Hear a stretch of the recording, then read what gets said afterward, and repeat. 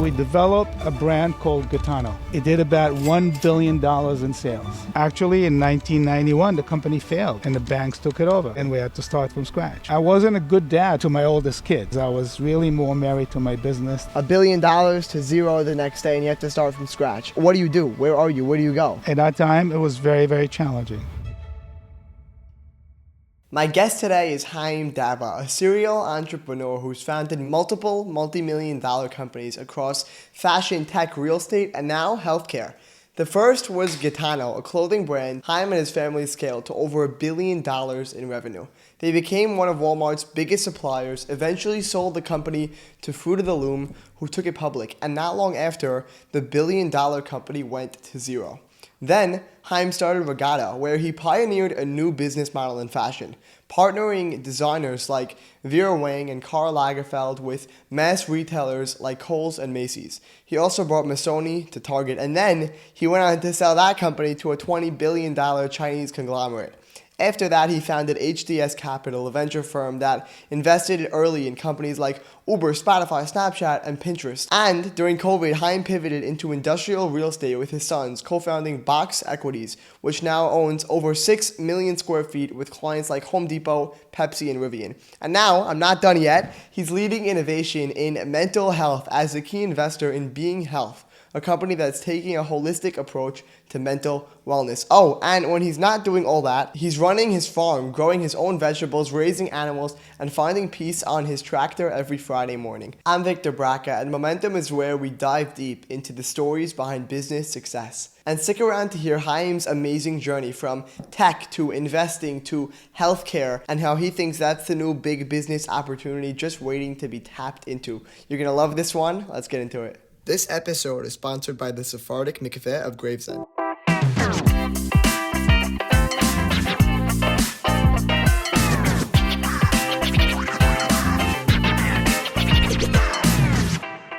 Haim Dabah, welcome to Momentum. Good morning, Victor. Thank you for having me. Thank you for being here. And I'm so excited to unpack your life and your business life, but there's so much more beyond business for you, which we'll get into. I mean, growing up in Israel, getting into the wholesale business and investing and everything else that you've taken part of in your life. I just think you're a very fascinating individual and I'm very excited to get into it. So, you ready? I'm ready. Take me back to the beginning for you. You grew up in Israel, yeah. And what was life like in Israel? Did you guys grow up with money? Were you well off? So I'll take you back a little bit to where my grandpa, Alav Shalom, Haim Dabah, moved from Aleppo, Halab, took a boat through Tripoli down to the port of Akko in 1924. Sure. With his family. My dad was 6 months or something like that, and they lived in Israel. And they lived a modest life. My grandpa had a textile store in Mamila, and my father was the youngest of 9 kids, and all his brothers actually moved to Panama in America when in the 30s and 40s, and he was the only one of the family that stayed in Israel to take care of my grandfather and grandmother. My grandma had polio, so he really had to take care of her. And my dad was, dedicated to his parents. That's all he took care of. I mean, as a matter of fact, he graduated Terra Santa College in Israel. He was given a scholarship to go to London to study, but he wouldn't because he didn't want to leave his parents. Oh, wow. And then he had a job as a government official. He actually worked in Mas Haknasa, which is the equivalent of the IRS. Oh, wow. Interesting. Yeah, in Jerusalem. And I grew up in Jerusalem, and we had a modest living. I mean, there was a time during Israel growth where there was no food, no sugar. There were rations. They would give you books to have how much sugar, how much oil you can buy. Oh, wow. And our totally different from from today, from America. Yeah. So there was a period of that, and my uncles used to send us wood crates with canned food and oil and sugar and stuff like that. So, and then, I loved Israel. I went to a yeshiva called Nativ Meir. I was part of Bnei Akiva. And then in 1966, my grandpa Haim passed away, and the family, which did not really have any family in Israel, because everybody was already either in New York or in Hollywood or in Panama, my uncles, wanted us to come and join them. We only had an aunt living in Israel, but the majority of the family was here, and my parents were thinking about coming to the United States. And then in 1967, war broke. I was about 15, going to be 16. My birthday was in June, so it was right around the same time. My mom kind of freaked out that I might go into the army. She didn't want me to go into the army, so she shipped me and my brother Ezra to live with my Uncle Albert in the United States till they decided and kind of wrapped up their business to come in. And actually, I remember that they gave us, I think, like $20 as like money for the trip. And we flew Air France via Paris. We had to change flight. And there was a movie, Our Men, Mr. Flint. And they charged $1 at a time for the headphones, and I didn't want to pay the $1 for the headphone. And then we came here. We stayed by my Uncle Albert and Salma, and they were really, really nice.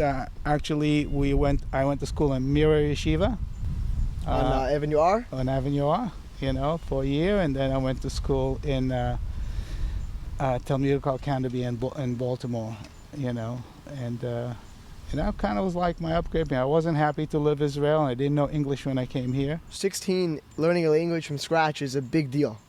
It is. I mean, I knew a few words, like they teach us English in Israel, but I knew the English, like stand in the queue and how do you do and that kind of stuff. But I definitely needed to learn the language. Right.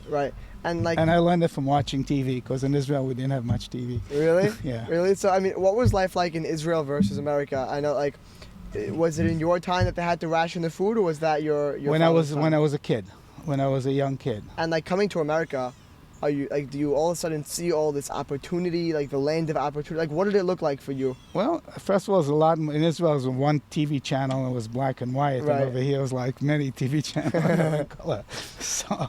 So that was, and then you see all. I mean, I remember my uncle taking me to, my aunt and uncle taking me to see the Rockets, and I thought it was amazing. It's kind of like, it seemed amazing, but I was not happy being here for about 2 years. Right.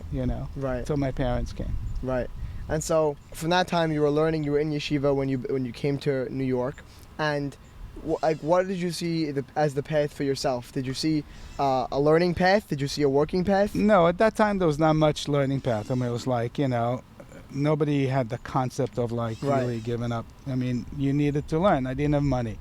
Right. So when I finished school, I started working as a stock boy. I got a job from Albert Dweck at a chain of store called D&D Discount, and I think the store was on Flatbush Avenue, and I worked as a stock boy. They had like these tables on the sidewalk, and I used to fill them up, and he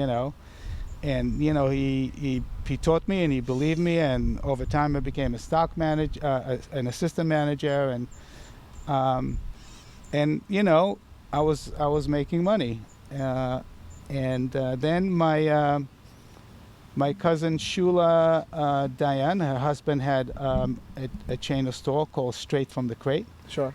And he asked both my brother Ezra and myself to go work for him, and we started working for him. I worked in a store in Jamaica Avenue, originally as an assistant manager, then a manager, then I moved to run a store in Trenton, New Jersey, where I was a part partner, and that's how we cut our teeth into the business. It's so interesting just to hear from like your early days, like working from a stock boy. You really started from the bottom. There was no established family business, no father's connections that you built off of. This was all on your own accord. That's how we started. Yeah. Right. And then my dad, Alav Shalom, came into America, and he started working as an accountant for Buddy Sutton and his brothers. They had a bunch of stores and a small wholesale. And then he left them to start a small wholesale business with a partner. The company was called Orit Import. And then I remember him coming to me and my brother Ezra. His partner wanted to leave. They tried to collect some of the money that is owed them from the stores, and some of the stores would not pay, and the partner wanted to leave. And my dad sat us down and he says, listen, I'd like you to come join me. We don't have much, but I can guarantee you the amount of money that you're making in the store. But, God willing, we will do something. So both Ezra and I joined Orit Import. It was at 1199 Broadway. There was a warehouse on the floor and an office in the front and a showroom, and we were sweeping the warehouse and loading the trucks. And that's how we started. I mean, I remember we used to carry samples. There used to be these big, giant suitcases that are huge, And I used to go to Pitkin Avenue to show the samples to the stores over there and take orders. And one day it was like pouring rain, and I said to my dad, maybe I'll go tomorrow. He said, no, you should go today. He was very in a very nice way, very dedicated, I said, but it's pouring, so take an umbrella. I said, I'm going to hold an umbrella with the two suitcases, But that was a business. My dad taught us a lot. He did it he never told us what to do. We kind of he showed us what to do. I remember an interesting, I went with him to St. Thomas. At that time, we used to go to the islands to sell the small gift store and, local people, tank tops and T-shirts and stuff like that.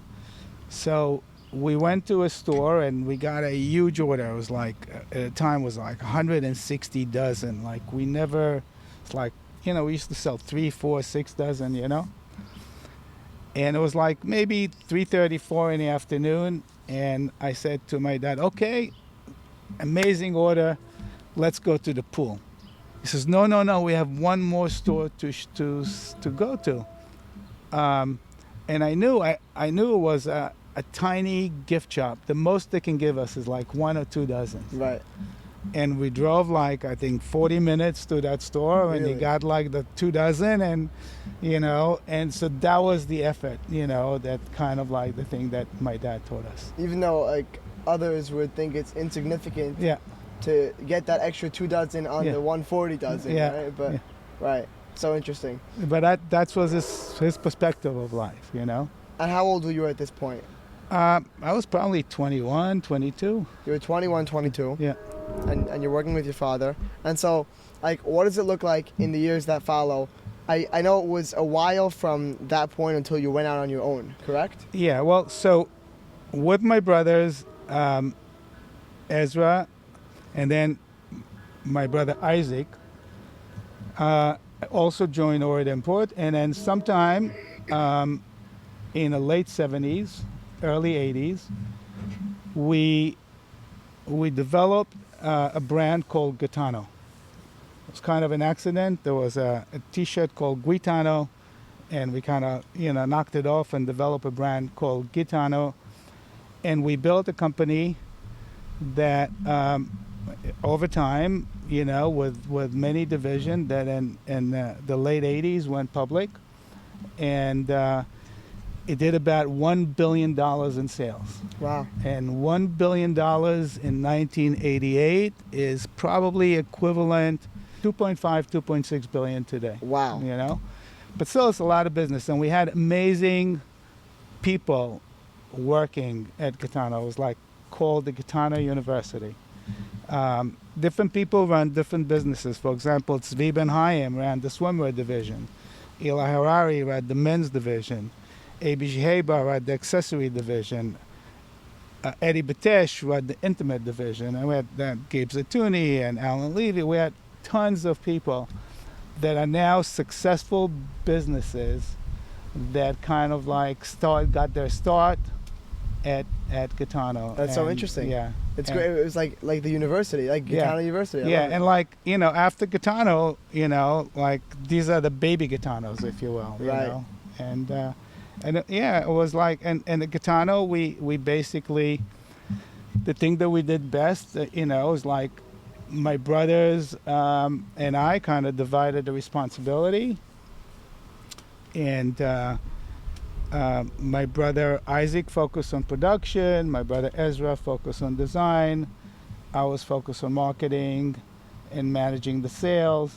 And my dad kind of, oversaw everything. And it was, it was hard work. I mean, like we'd be in the office at 8 in the morning. We will be back at 10, 11 o'clock. I literally remember that I wasn't a good dad to my oldest kids, because I was really more married to my business than to only my youngest child, Stephen, when I was older and wiser. I was like a good dad when he was younger. We were working very hard, and we identified some interesting niches to the business. We became one of the largest suppliers to Walmart early then. We developed programs that were kind of ahead of the trend. I remember some interesting thing. Altman, the head of Walmart, used to come to the office and he used to say to my dad, just keep on shipping me the jeans and I'll ship me the jean containers and I'll ship you the cash. Who's this? Sam Walton? Sam Walton, yeah. And Sam Walton actually, and we learned a lot. Actually, I asked Sam Walton at the time to, because we used to ship him a lot of cartons and they would get stuck in a back room in a warehouse. It was kind of like they had so much inventory in the back room and it will come out to the floor like 2 or 3 weeks later, And I was trying to figure out how can we get them on the floor sooner to get the sales better. And I got Sam Walton to allow me to be a stock boy for 4 days. And I just wore the vest and I was working in the stock boy, and I realized at the time that many of the people did not know English, so then we put all the marking on the cartons in both English and Spanish. I mean, it's going out to mid-1980s before everybody did that. And then when they opened the carton, they didn't know how to do it, so we put like a little, drawing inside the carton, how to display the merchandise, etc. And after we did that, it really showed that there was a lot of the goods hit the floor faster. We got better sell-through. That's the way it was. You really built off of his expertise. I love that. Yeah, but the idea is to really get in and understand what you don't know in order to fix it. Did you know that there's no women's Mikveh in Gravesend? On Friday nights and Yom Tov, walking to the nearest one on Avenue S can be a real challenge, especially late at night or in tough weather. That's why we're building the Sephardic Mikveh of Gravesend, a beautiful, halachically approved women's mikveh right off of Avenue X and Ocean Parkway. Designed with elegance, dignity, and complete privacy for the women who uphold tahara in our households. But we can't do it without you. This is a community project, and every donation helps bring it closer to reality. Guys, to partner with us or learn more, visit raisethon.com/Gravesend. That's RAISETHON.com/GRAVESEND, or click the link in the show notes. Guys, the Sephardic Mikveh of Gravesend is close, dignified, built by the community for the community. Let's get back to the episode. What I find interesting is that if you look at a lot of wholesale businesses in the community, people will specialize in one sort of product, whether it be intimates or shoes or, children's socks and underwear, or whatever it might be, So people will specialize oftentimes, but Gitano, what it sounds like is that you had many different people specialize in everything, right? Yeah, I mean, the great thing about it is that we had a great brand. We developed a brand and we had a great outlet for it. Our biggest outlet, obviously, was Walmart, but we had Kmart, and we had Sears, and we had, many retailers and no longer there. And we sold both the department stores. At that time was Bamberger's and A&S and Walmart. We didn't know you're not supposed to sell both. Right. And that really worked well. And we were lucky to have amazing guys working with us, and run the businesses as if it was their own. So even though, we had under one brand, but we had different people running specialized businesses.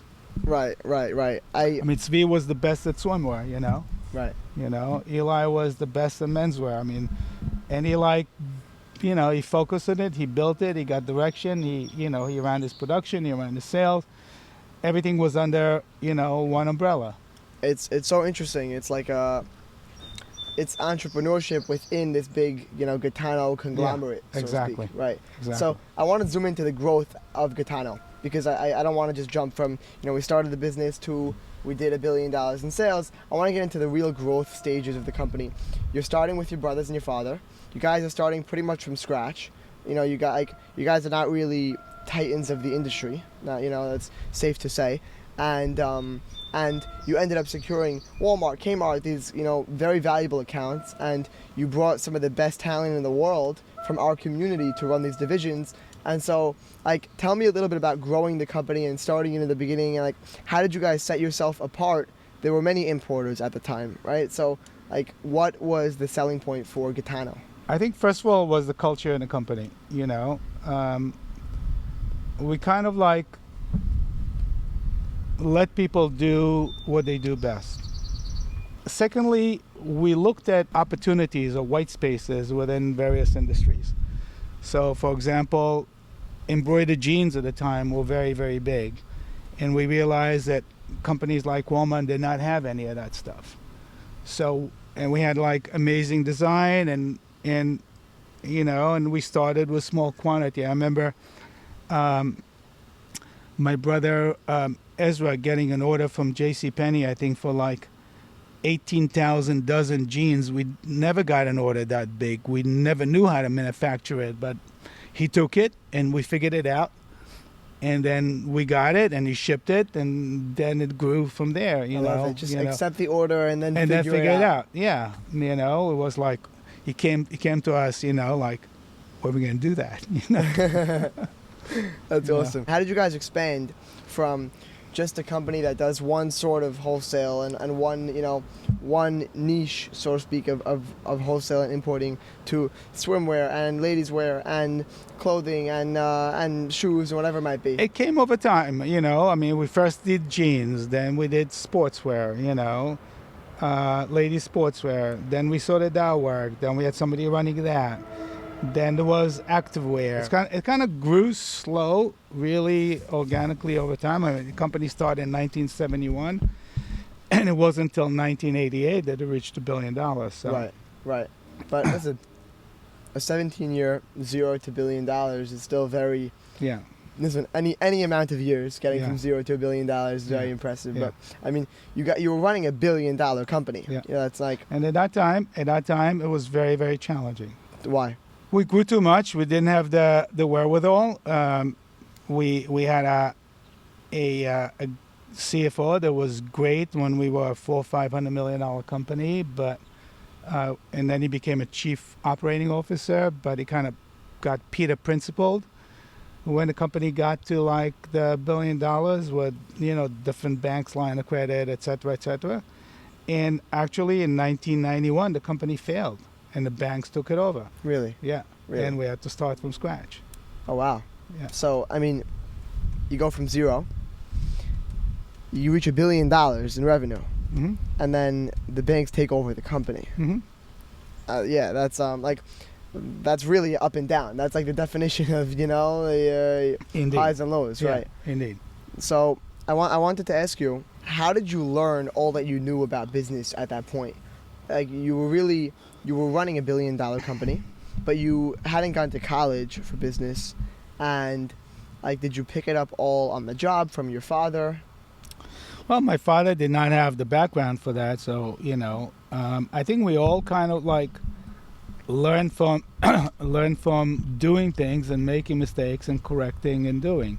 I don't think there was any kind of academic training for what we were doing at Right. the time. Only you know? Gitano University. Yeah, yeah, Right. yeah, It's so interesting. yeah. Like just to see that like how the landscape has shifted, you know, with the education and college. And so Haim, how old were you when Gitano filed for bankruptcy? Probably in my 40s, just getting to be 40 or something like that. Oh wow. Okay, wow. So just to give a quick recap of where we are in your life right now. You're 40 years old, you're married, 3 kids, and you were flying high, you were on top of the world, right? With Gitano was really doing amazingly, and bankruptcy. $1 billion to zero the next day, and you have to start from scratch. What do you do? Where are you? Where do you go? You start from scratch. You get into your bootstrap. Yeah, I mean, like there was about, a period of about 3 or 4 months or 5 months that I was kind of like trying to figure things out. Then I got, somebody, in a community to invest in me and in my idea, and I started a new company. Tell me about that. So we started a company called Regatta. An interesting thing that when I was at Gitano, I realized that a luxury business is like the next generation, but not just in it at itself, but actually as if there's a way to democratize it. So, Okay. An interesting story. When I think in 1986, my wife's cousin Sarah Cheney came to me. I remember she's coming to my house with a young kid, not quite a kid, amazing designer named Isaac Mizrahi. And she told me about him, told me that he wants to start a new high-end company, and he showed me his design, and I was totally floored. It's like I said, this kid is going somewhere. So both myself and Jack Duché funded his company so he can start. His first trunk show was at Bergdorf Goodman in 1987, and he was the darling of Women's Wear Daily, and every time there's a cover of Women's Daily, the business grew and grew and grew. And I was, at that time I was in the mass business, and I was watching, this amazing opportunity in a luxury business. And then I think it was 1992, Isaac came over and said that Chanel wanted to buy his business, and both Jack Duché and I sold everything except 1%, and the rest is history with Isaac. So when I started Regatta, I thought there would be an interesting concept to have a business kind of convince designers to take their brand on a temporary basis or mass basis as a diffusion brand to the mass. For example, one of the brands that I worked on was Vera Wang. Had meeting with Vera and her husband for 2.5 years to convince them to do a diffusion line for Kohls. Wow. And she thanks me every time she sees me Really? now, because that generated a huge amount of revenue for her. She was getting millions of dollars literally in royalties. Was that a new business model? It was the beginning of a new business model. I mean, people in the industry humbly refer to me as, the person who kind of like helped develop the proprietary business model, kind of like pioneered it. But that at the time it was a new business model, that's how we started Regatta, and again, very disciplined, very focused. After a few years, I didn't see eye to eye with my investor, and I asked him if he would sell his share, and I overpaid him just to be done, and I then became basically 100% owner of Regatta, and I built Regatta as a proprietary business model, and sold it in 2007 to a company called Li & Fung. Li & Fung at the time was a $20 billion Hong Kong-based conglomerate, and they liked my business model and actually bought a bunch of Syrian companies from community members. And then as part of the sale, I needed to stay there for 3 years to grow the business, and I ended up staying a little too long from 2007 to 2014. They needed me to stay. I was their executive director, running the U.S. women's business. Sure. And then I kind of built up on a model of proprietary brand. We then took, I had a division called Oxford, and then we took Missoni to Target, and we created this, and Karl Lagerfeld to Macy's, and all of these amazing brands to other retailers, like Vera Wang. It was a diffusion line that stayed for years, and some was like Missoni that was there for until the merchandise ran out. Your new company, it was sort of like Gitano, but different, right? In the same industry, in the apparel and wholesaling and branding industry, right?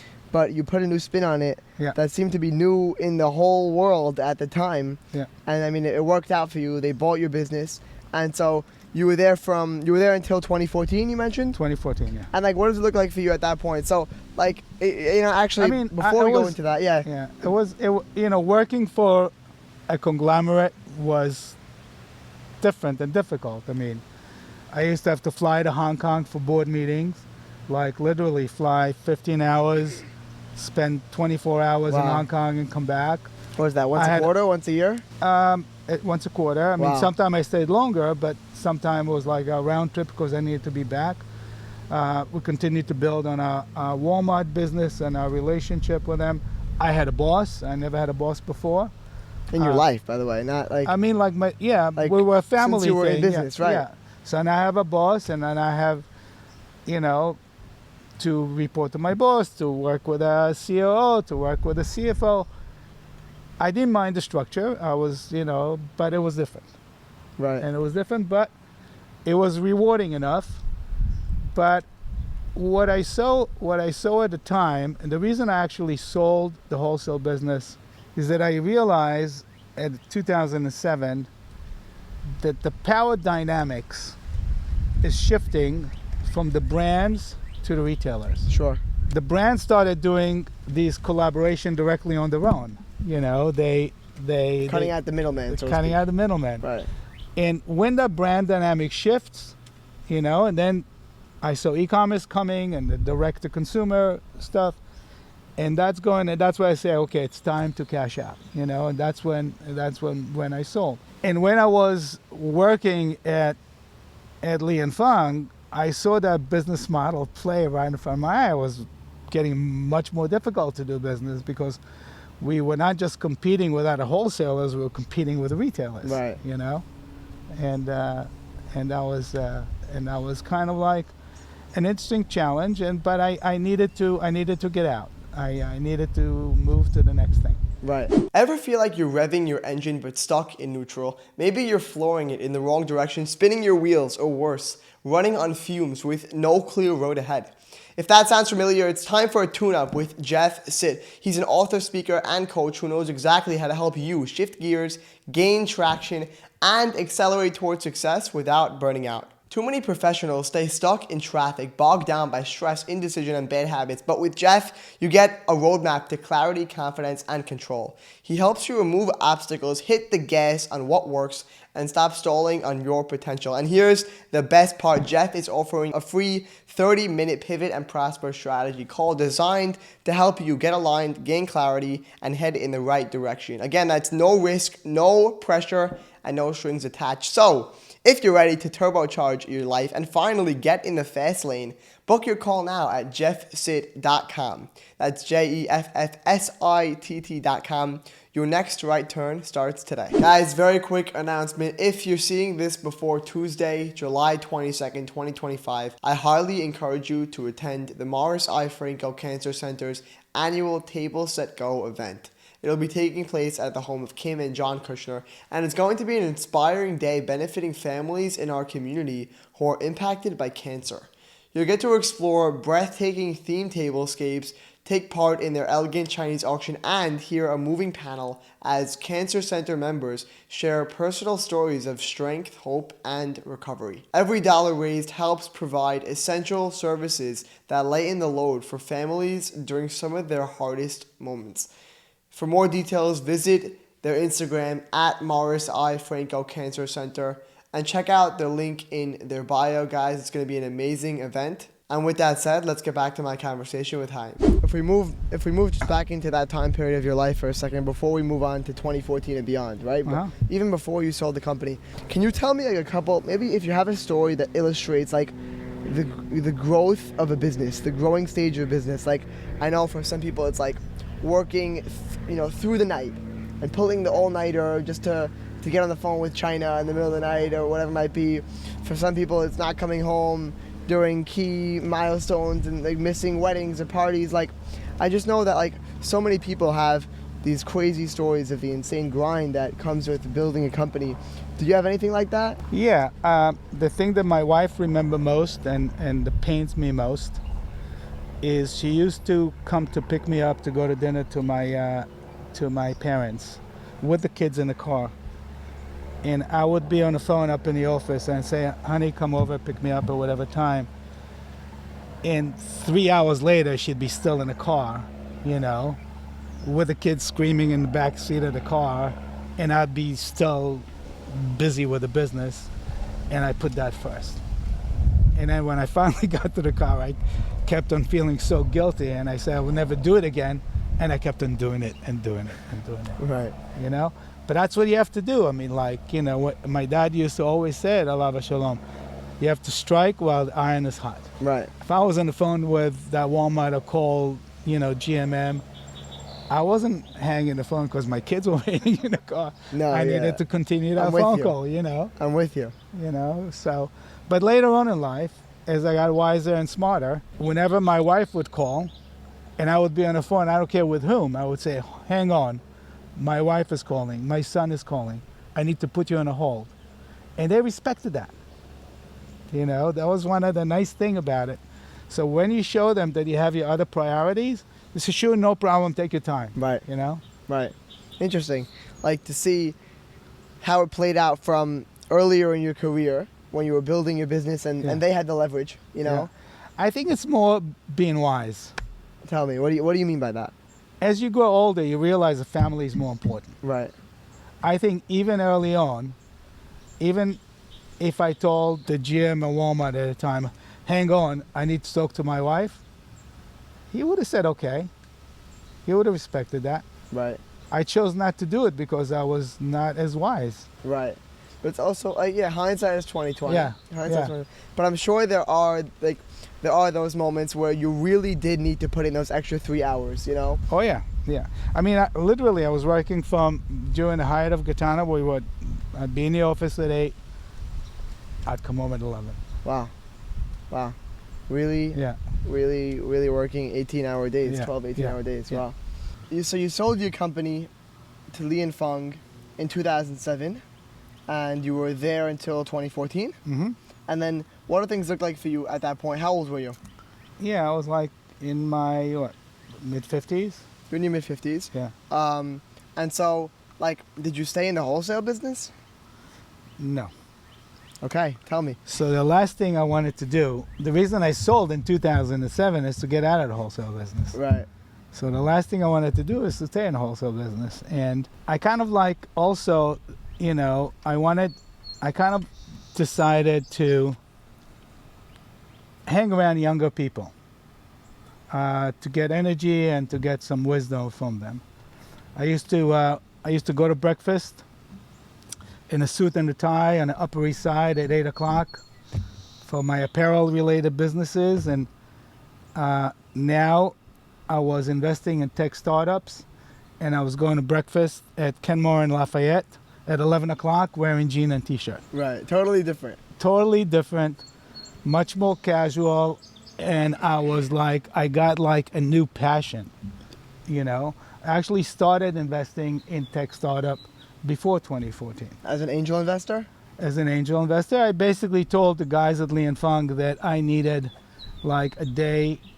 I'll stay with you till 2014, but I needed a day a week to kind of like, I started as half a day a week to kind of like started a company called HDS Capital with the understanding that I'm going to be looking, and I started originally in early startups, and then, you know, later on, you know, I funded businesses and invested in tech, and that was very rewarding time for me. I mean, I invested in funds, I invested in individuals, I invested in people that I believe what they're doing, I invested in industry that I believe what they're doing. And I made some pretty interesting investment very, very early on that were kind of fascinating. Yeah, and we're going to get into Uber, right? And a couple others that, a couple other notable ones, and dozens of others that you've invested in. I mean, it's so interesting because investing in, especially in individuals and in businesses and early stage companies, is rewarding monetarily oftentimes if you do it right, and it's rewarding because it's fulfilling. You're immersing yourself and you're helping people and you're getting into new industries that you've never explored before. And so tell me a little bit about like how you made some of your investments, and like, were you pitching founders or were founders pitching you, and if so, how did they find you? Yeah, it's mostly the latter, you know. Once you make for one investment, people kind of like they hear about you, right? Yeah, it's mostly the latter, you know. But the interesting thing is that you have to first identify the individual. If you believe in the individual, and believing in the individual is first of all figuring out if he believes in himself. You know, a lot of them are full of bullshit, you know. And when you listen to them, you kind of like cut through the clutter and understand that they're making up stories. And you kind of like, you know, very nicely say thanks, but no thanks. But those that really believe in themselves and believe in the story, you then get to develop a loyalty for them. You get to trust them. You kind of like want to see them win. And there are always issues that come up in business and pivot, but as long as there's not an issue to come up with the individual, you're able to deal with the pivot and deal with it. Interesting. You know, if the individual is straight, if he's got integrity, if he's got honesty, if he's got hard work, and if he's motivated in what he's doing, then if the idea makes sense, go ahead and invest with him. But if any of those don't check the box, don't even sell it. Moving into, you know, becoming an investor is super interesting to me. I want to shift a bit towards the businesses that you are involved in with your sons, which I think is very interesting. They're doing great things. I remember you told me about it. You could explain it better than I do. So tell me a little bit about that and about how you get involved. As I said before, I love hearing from young people, you know, and it kind of energizes them. Some of those young people are my sons, you know, and my son Mac, especially during COVID, you know, brought me the idea that we should be looking at an industrial space. I mean, we bought one facility years ago, and it did very well just as an investment, and we looked at that as a way to do that. And then we had another situation. We are investors in the brand company Blue Star, you know, and they were buying a brand, and the brand also had a warehouse. Sure. So my son Mac kind of like jumped on the idea and says, you know, you don't need the warehouse. Let me buy the warehouse from you. We'll give you an X amount of money so you can bid higher to cover the warehouse. And then after you get the brand and the warehouse, spin the warehouse off to us. And I was Brookstone, and we bought the Brookstone warehouse. And that was kind of like the first way of like us getting into the industrial space. And then Mac decided that he wanted to like build on that. And by the industrial space, you mean leasing warehouses? Leasing out It's warehouses? basically buying warehouses and then leasing them either for logistics, for distribution, or for industrial, like, you know, light industry, etc. Sure. At that time, during COVID, I read an interesting data. I think CBRE said that for every $1 billion of e-com business, you need 1.25 million square feet of warehouse. Really? And e-com during COVID grew like 40% versus the prior year. And that kind of like was a breakthrough of kind of like, of people are like not really going to stores and buying more from e-com. So we saw that coming. We saw that coming in a major way, and I spoke to Mac, and he spoke to me, and we decided to dedicate some funds to that. And then, interestingly enough, my other son, and that's a funny story. My other son, Mike, is a lawyer, and he left a big law firm with a bunch of partners to start his own law firm in the real estate space called Stein Adler Dabah. And actually, when he went to law school, I wasn't really that happy about him going to like law school because I want him to be a businessman. Which I find very interesting, by the way, because with most parents, you see that they want their kids to pursue education as opposed to pursuing I wanted to pursue entrepreneurial route. education, but I did not Or think, professionalism. Yeah, I did not think that you can make as much money in being a lawyer as, you know, building a business, you know. So anyway, so Mike is starting this new law firm, and one of their idea is, so when they get a $250,000 fee or $500,000 fee from their clients, you know, closing a huge deal and dealing with debt and all and the leases and the agreements, they don't take the full amount as a fee. They kind of say to the guy, let me just charge you 50% and take my other 50% and invest it alongside with you. Sure. So their clients love it. And that's how my son Mike and his partners started in a real estate business as well. So one of their investments was in real estate? Like one of those 50% investments happened to be in a real estate company? All of their investment, the whole business was real estate law. And so they just found themselves, and that's so interesting. Yeah. Yeah. All of their investment were real estate law, and they had like a young, smart guy by the name of Uri, who was kind of like looking at all these deals and saying, yes, you should invest in this, no, you should invest in that. And then, you know, when all of that was happening, I said to myself, why don't you two of you kind of get together, you know? So Mike's law firm, together with Mac and with me as a minority investor, started Box Equities. And Box Equity today has over 6 million square feet and 28 different properties. And they've got like 2 major private equity partners, you know, PIMCO and Rockwood.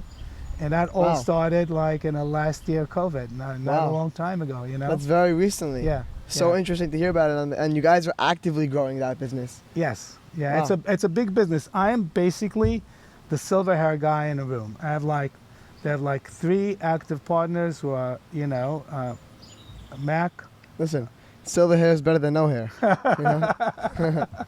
I'm very, very fortunate. I you know, Hashem blessed me with some hair, you know. But so you have Mac, you have this guy Uri and this guy Zeke Faham, and like all of them are like, Zeke is like super smart guy, you know. Walton, really amazing. They took that niche of real estate, and today they have clients like Home Depot, Pepsi, Rivian, really amazing brand, and they're growing a new real estate niche that is for the last few years, especially what was going on with the office market and the residential market, the industrial real estate. And now with the Trump thing, it's amazing because a lot more industries are coming to start in the United States, and we're getting a lot of calls from people who are moving from Mexico and Canada into the United States. Wow. So and that turned out good. And as I said, my role there is to be the advisor. I work there on Mondays, and I joined the investment committee meeting on Thursdays, more half a day on Thursday, and that's my my contribution to that. So I'm like guiding them, coaching them, and investing with them. Amazing. So you told me about your sons Mac and Mike, who are doing Box Equities with you. You have another son, am I correct? Yeah. Well, we have Steve. We have my son Morris, who's in a apparel business. Sure. But my son Steve came up with the idea of mental health. We have a relative that unfortunately, lost her life to mental health issue, and so it's kind of like dear to me. And he started a mental health business, a clinic that he got an amazing partner, Dr. Sharma, and they are focusing on healing people, and they're using new novelty treatment like ketamine, and they're using a mind and body approach. So people come in, they get tested they get a blood test, and they get functional medicine, and they get nutrition. So usually mental health is like single dimensional. This is a holistic approach to mental health, and I spend my Tuesday there, kind of like, So Monday and half of Thursday, Box Equities. Yeah. Tuesday with your son with the mental health. Yeah. And then on Thursday, I go up to the farm. Thursday, the farm. Okay, that's what I want to get into. I just find it so interesting. So, I usually dedicate the latter third of every episode to talk about community service and tzedakah and chesed, but I want to get into beyond business, right? And so for most people, it's community service, but for you, it's both. You have community service and you have your farm, which you spend a lot of time on, and I want to hear about that. I'm very interested in that. And just tell me a little bit about it. Give me an introduction. What is your farm? How'd you get into owning and operating a farm, and why do you love it so much? During COVID, so I rented in Woodstock, and since I was in Israel, I always wanted to live in a kibbutz. And I started, looking around for property to buy there, and I. Why? Because I wanted a place to be during winter, be able to go to and be. A nice, secluded place, right? And have the grandkids come in and spend the weekend with me. So I needed a place where I can fit a lot of grandkids. And then we looked around, and I found this amazing farm. And for the last couple of years, we built it to I've got 14 bedrooms, I got 3 horses, I got some goats, sheeps, and I do what I love to do. I grow tomato there in the summer. I grow tomato both here in Jersey. I've been growing tomatoes for 35 years. Over there now I grow apples, I grow peaches, and obviously since we have tons of chickens, so we have amazing eggs. And it gives me like being with the earth. Like my best time is usually on Friday morning. I get in a tractor. I have no phone, no music, nothing. Just the sound of the tractor and me for a few hours.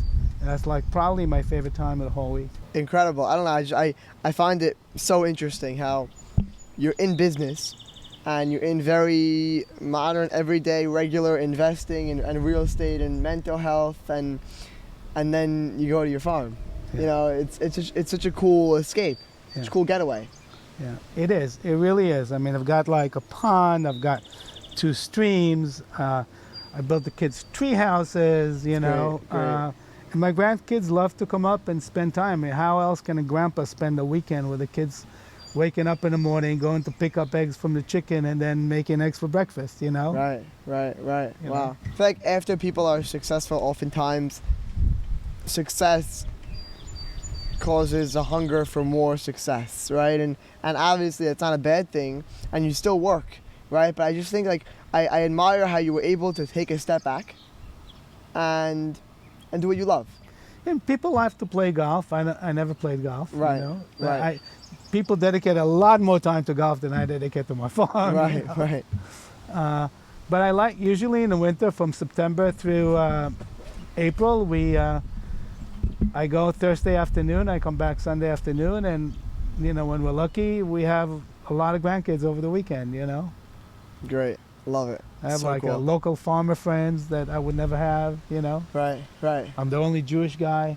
Very interesting. Very interesting. Right.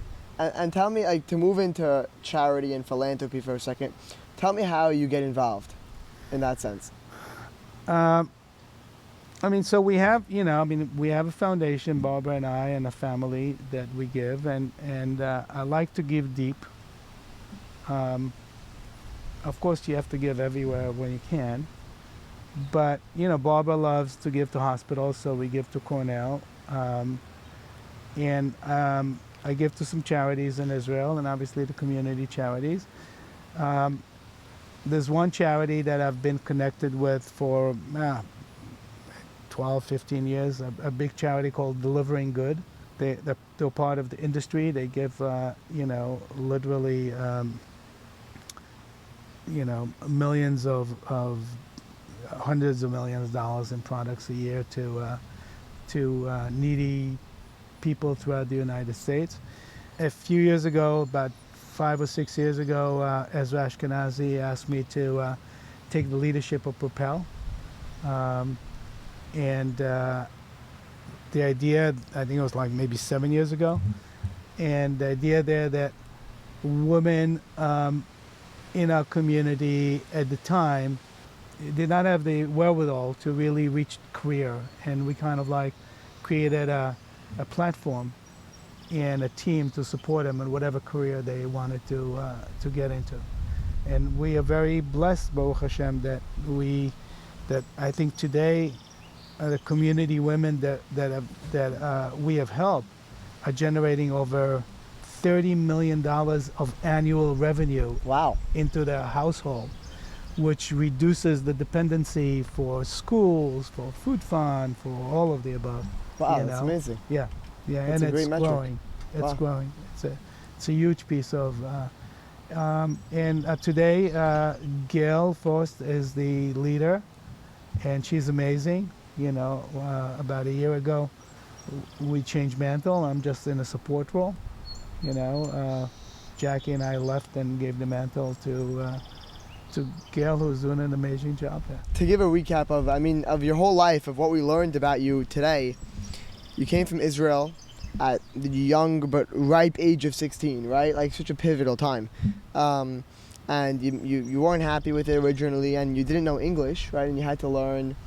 And you end up getting into business with your fathers and with your father and your brothers, Gitano, and you guys grew the business from zero to over $1 billion, only to see it file for bankruptcy soon after.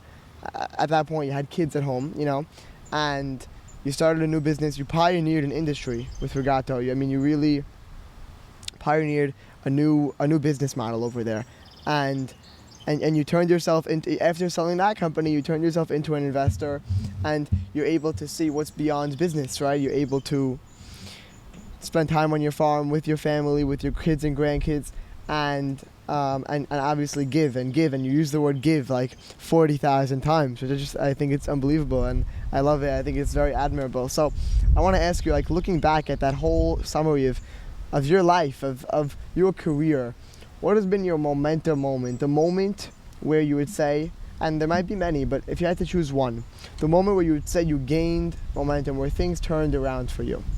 After being at the top and going to the bottom, it's very difficult, and realizing that you have it with you to really pull yourself by the bootstrap, figure a way to get started again, and bet on yourself. And I kind of like knew in my gut that I will succeed. It was like there's no other choice, and that is and then Baruch Hashem, we have succeeded, and then as I started investing, and even in my last investment with my son at Being Health and the mental health thing, you focus on trying to do good. One of the key reasons why I'm supporting and investing in our business, because we have to reinvent an industry. That industry of mental health is really a huge problem. And wanting to do good as you kind of mature and you have a choice to do, you can take a $100 and invest it here. You can take $100 and invest it in a place where you can do good. You can make money, but also do good. I like So that. doing good, finding those businesses where you do good while you invest is a good place to be. And thank God, I'm fortunate that I'm able to do that. I heard a nice quote. You can do well and do good at the same time, right? So you can your investments or your business can do well while you're doing good deeds. And I just think that's it's a nice way to sum it up. Yeah. Even in the businesses that you're going into, you can choose those with intention, right? Exactly. Love it. And just to go back on, zoom in on what you said, which is that you always knew that you would be successful. There's no other option. There's no other option. I had kids. I had a wife. That's it. There's nothing. It's a big cliche to say that. Like everyone, like you hear that a lot. Like you have to believe in yourself and know that you'll do it. I would say since I started the podcast, it's been about a year, and I really developed that mindset for myself.